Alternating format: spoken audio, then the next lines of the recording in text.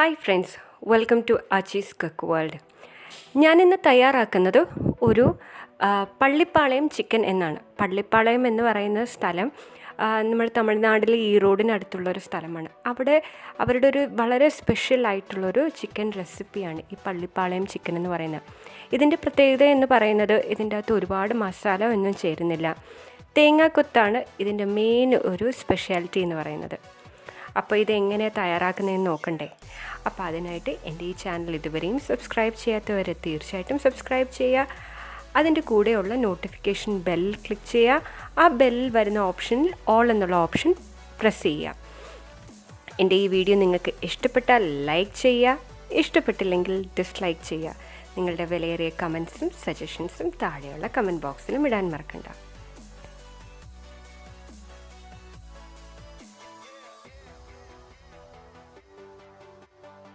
ഞാനിവിടെ 1/2 kilo chicken എടുത്തിട്ടുണ്ട്.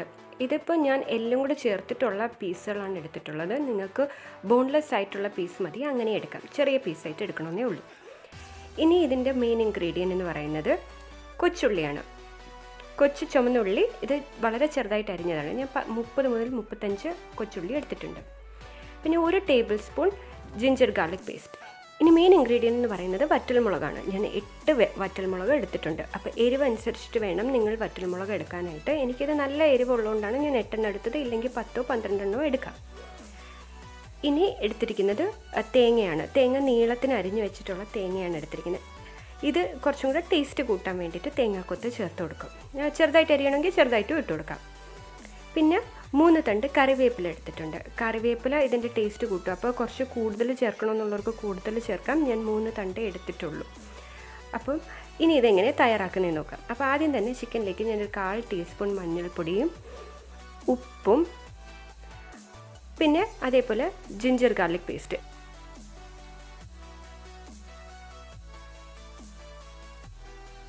ഇതിന് നല്ല രീതിയിലൊന്ന് മിക്സ് ചെയ്തെടുക്കാം. കൈവച്ച് നമുക്ക് നല്ല രീതിയിൽ ഒന്ന് കുഴച്ചെടുക്കാം. മിക്സ് ചെയ്ത് എല്ലായിടത്തും ഇത് മഞ്ഞൾപ്പൊടിയും ഒക്കെ എത്തത്തക്ക രീതിയിൽ മിക്സ് ചെയ്തിട്ട് ഇതിനി ഒരു 15 മിനിറ്റത്തേക്ക് മാറ്റി വെച്ചേക്കാം. ആ ടൈം കൊണ്ട് ഞാനൊരു കടായിലോട്ട് 2 ടേബിൾ സ്പൂൺ വെളിച്ചെണ്ണ ഒഴിച്ചെടുക്കണം. അതേപോലെ 1/4 ടീസ്പൂൺ കടുകും ഇതിൽ 1/2 ടീസ്പൂൺ ജീരകവും കൂടെ ചേർത്ത് കൊടുത്ത് ഇത് നല്ല രീതിയിലൊന്ന് മൂക്കണം. രണ്ടും ജീരകവും കടുകും മൂത്ത് കഴിയുമ്പോൾ അതിലേക്ക് ഈ വറ്റൽമുളക് ഇട്ട് കൊടുക്കാം.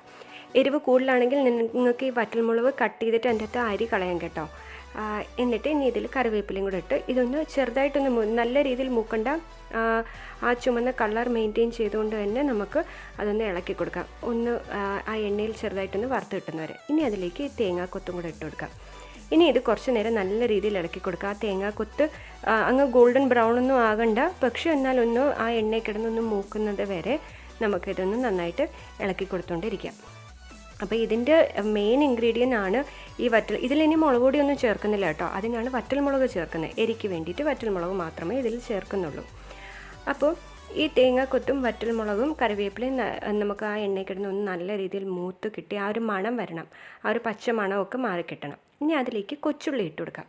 ഇപ്പോൾ കൊച്ചുള്ളി ഇല്ലെങ്കിൽ നിങ്ങൾക്ക് സവാളയും യൂസ് ചെയ്യാം കേട്ടോ. പക്ഷേ ട്രഡീഷണലി ഈ ഒരു പള്ളിപ്പാളയം ചിക്കൻ്റെ സ്പെഷ്യാലിറ്റി എന്ന് പറയുന്നത് വറ്റൽമുളകും കൊച്ചുള്ളിയാണ്. ഇപ്പോൾ വറ്റൽമുളകും ഇല്ലെങ്കിൽ മുളക് പൊടിയും ചേർത്ത് കൊടുക്കാം. പക്ഷേ ഇതിൻ്റെ സ്പെഷ്യാലിറ്റി എന്ന് പറയുന്നത് വറ്റൽമുളകും കൊച്ചുള്ളിയും തേങ്ങാക്കൊത്തുമാണ്. ഇത് നല്ല രീതിയിലൊന്ന് വഴഞ്ഞ് കിട്ടണം. വഴറ്റി ഇതിൽ ആവശ്യമുള്ള ഇനി ഈ കൊച്ചുള്ളിക്ക് ആവശ്യമുള്ള അത്ര ഉപ്പ് ചേർത്ത് കൊടുക്കുക. എന്നിട്ട് ഇത് നല്ല രീതിയിലൊന്ന് വഴറ്റി യോജിപ്പിച്ച് ഒരു ചെറിയ ഗോൾഡൻ ബ്രൗൺ ആകണം ആ കൊച്ചുള്ളി. വരെ നല്ല രീതിയിലൊന്ന് വഴറ്റിയെടുക്കാം. ഇത് വളരെ ഈസിയാണ് കേട്ടോ. പെട്ടെന്ന് തന്നെ തയ്യാറാക്കിയെടുക്കാൻ പറ്റുന്നൊരു ചിക്കൻ ഡിഷാണ്. പിന്നെ ആ തേങ്ങാക്കൊത്തിൻ്റെയൊക്കെ ടേസ്റ്റ്, അല്ലെങ്കിൽ ഇറച്ചിയിലൊക്കെ തേങ്ങാക്കൊത്തിട്ടാൽ നല്ല ടേസ്റ്റ് അല്ലേ നമ്മൾ ബീഫും മട്ടനൊക്കെ വയ്ക്കുമ്പോൾ. അതേപോലെ തന്നെ ഇത് ചിക്കനിൽ ഇത് വളരെ ഡ്രൈ ആയിട്ട് വയ്ക്കുന്നതാണ്. അപ്പോൾ കണ്ടോ, ഇത് എൻ്റെ കൊച്ചുള്ളിയൊക്കെ നല്ല ഗോൾഡൻ ബ്രൗൺ ആയിട്ടുണ്ട്. എല്ലാം നല്ല രീതിയിലൊന്ന് യോജിച്ച് വന്നിട്ടുണ്ട്. ഇനി നമുക്ക് ഇതിലേക്ക് ചിക്കൻ ആഡ് ചെയ്ത് കൊടുക്കാം. നമ്മൾ നേരത്തെ മാരിനേറ്റ് ചെയ്ത് വെച്ച ചിക്കൻ ഇല്ലേ, ആ ചിക്കൻ ആഡ് ചെയ്ത് കൊടുക്കാം. ആഡ് ചെയ്ത് കൊടുത്ത് ഇത് നന്നായിട്ടൊന്ന് ഇളക്കി യോജിപ്പിച്ചെടുക്കുക. ആ കൊച്ചുള്ളിയും തേങ്ങാക്കൊത്തിലുമായിട്ട് നല്ല രീതിയിൽ. ഇപ്പോൾ നമുക്കൊരു 5 മിനിറ്റ് ഇതേപോലെ ഒന്ന് ഇളക്കി ഇട്ട് കൊടുക്കാം. ഇല്ലെങ്കിൽ ചിലപ്പോൾ ഈ കൊച്ചുള്ളിയൊക്കെ കരിഞ്ഞ് പിടിക്കാൻ ചാൻസ് ഉണ്ട്. അപ്പോൾ ഇളക്കി ഒന്ന് നല്ല രീതിയിൽ നമുക്ക് ഒന്ന് ഇളക്കിക്കൊണ്ടിരിക്കാം. കണ്ടോ ഇപ്പോൾ എല്ലാം ഒന്ന് യോജിച്ച് വന്നിട്ടുണ്ട്.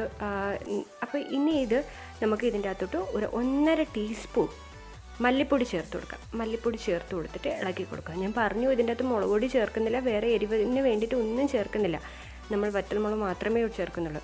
ഇതിൽ ഞാനൊരു 1/2 ഗ്ലാസ് വെള്ളവും കൂടെ ചേർത്തിട്ട് ഇതൊന്ന് അടച്ചു വെക്കണം. വെള്ളം ചേർക്കുന്നത് ഇപ്പോൾ ചിക്കൻ തന്നെ വെള്ളം ഇറങ്ങും, ചേർക്കുന്നത് അടി പിടിക്കാതിരിക്കാൻ വേണ്ടി മാത്രം. അപ്പോൾ ഇത് നമുക്കിനി ഒന്ന് അടച്ച് വെച്ച് കൊടുത്ത് ഒരു 20 മിനിറ്റ് നമുക്ക് കുക്ക് ചെയ്യാം അടച്ചു വെച്ചിട്ട്. ഇപ്പോൾ അതേ 20 മിനിറ്റായി. കണ്ടോ, ഞാൻ ഓപ്പൺ ചെയ്ത് വീണ്ടും വെള്ളം ഉണ്ടായിരുന്നു, ഞാൻ വീണ്ടും ഒന്ന് ഇളക്കിയിട്ട് അടച്ചു വെച്ചു. ഒരു 5 മിനിറ്റും കൂടെ അടച്ചു വയ്ക്കാം. ഇനി ഇത് തുറന്ന് നോക്കുമ്പോൾ കണ്ടോ, ചിക്കൻ ആ വെള്ളമൊക്കെ വറ്റി ഒന്ന് ഡ്രൈ ആയി വന്നിട്ടുണ്ട്. അപ്പോൾ ഇടയ്ക്കിടയ്ക്ക് ഒന്ന് തുറന്ന് ഇളക്കി കൊടുക്കുക. നല്ല ഡ്രൈ ആയിട്ട് വന്നിട്ടുണ്ട്. എന്നാൽ പോലും ഞാനിത് ഇനി ഒരു 5 മിനിറ്റും കൂടെ ഇതൊന്ന് ഇളക്കിയിട്ട് ഒന്ന് നല്ല രീതിയിലൊന്ന് ഡ്രൈ ഫ്രൈ ചെയ്ത് എടുക്കുകയാണ്. ഇളക്കി ഇട്ട് കൊടുത്ത് ഡ്രൈ ഫ്രൈ ചെയ്തെടുക്കുക. ഡ്രൈ ഫ്രൈ ചെയ്തെടുക്കുമ്പോൾ അതിന് നല്ലൊരു കളറും വരും കേട്ടോ, ഇച്ചിരി ടേസ്റ്റും കൂടും. ആ വെളിച്ചെണ്ണയിലും തേങ്ങാക്കൊത്തും ഒക്കെ ഒന്നും കൂടെ ഒന്ന് ഫ്രൈ ആയി കിട്ടിയിട്ട് നല്ല ടേസ്റ്റ് വരും. അപ്പോൾ എൻ്റെ പള്ളിപ്പാളയം ചിക്കൻ റെഡി ആയിട്ടുണ്ട്. സെർവ് ചെയ്യാം. കണ്ടോ എന്താ ഭംഗിയല്ലേ കാണാൻ, അതേപോലെ ടേസ്റ്റും. ഇത് നല്ല എരിയുണ്ട് കേട്ടോ, വിചാരിക്കുന്ന പോലെയല്ല. വറ്റൽമുളക് ഇട്ടതിൻ്റെതായ നല്ല എരി ഇതിനുണ്ട്. ആ തേങ്ങ എടുത്ത് തിന്നുമ്പോൾ ഉണ്ടല്ലോ ഭയങ്കര ടേസ്റ്റ് ആ തേങ്ങാക്കൊത്തിന്. നമ്മൾ പായസത്തിനായാലും എന്തിന് തേങ്ങാക്കൊത്തിട്ടാലും നല്ല ടേസ്റ്റ് അല്ലേ, അതേപോലെ തന്നെ ടേസ്റ്റാണ് ഇതിന്. അപ്പോൾ തീർച്ചയായിട്ടും ഇതെല്ലാവരും ഒന്ന് ട്രൈ ചെയ്ത് നോക്കുക. നിങ്ങൾക്ക് അപ്പത്തിൻ്റെ കൂടെയോ ഇടിയപ്പത്തിൻ്റെ കൂടെയോ ചപ്പാത്തി, പൊറോട്ട അല്ലെങ്കിൽ ഫ്രൈഡ് റൈസിൻ്റെ കൂടെ എന്തിൻ്റെ കൂടെ വേണമെങ്കിലും കഴിക്കാൻ പറ്റുന്ന ഒരു ഡിഷാണ്. അപ്പോൾ തീർച്ചയായിട്ടും ട്രൈ ചെയ്ത് നോക്കുക. നിങ്ങൾക്ക് എല്ലാവർക്കും ഇഷ്ടപ്പെട്ടെങ്കിൽ ലൈക്ക് ചെയ്യുക, ഫ്രണ്ട്സുമായിട്ട് ഷെയർ ചെയ്യുക. ആച്ചി കുക്ക് വേൾഡിൻ്റെ ഫേസ്ബുക്ക് പേജും ഇൻസ്റ്റാഗ്രാം പേജും കൂടെ ഫോളോ ചെയ്യാൻ മറക്കണ്ട. ഇതിൻ്റെ തയ്യാറാക്കേണ്ട ഇൻഗ്രീഡിയൻസും ഉണ്ടാക്കേണ്ട വിധവും താഴെയുള്ള ഡിസ്ക്രിപ്ഷൻ ബോക്സിലും ഉണ്ട്. അപ്പോൾ ഞാനിനി അടുത്ത വീഡിയോ ആയിട്ട് വരുന്നവരെ ബൈ.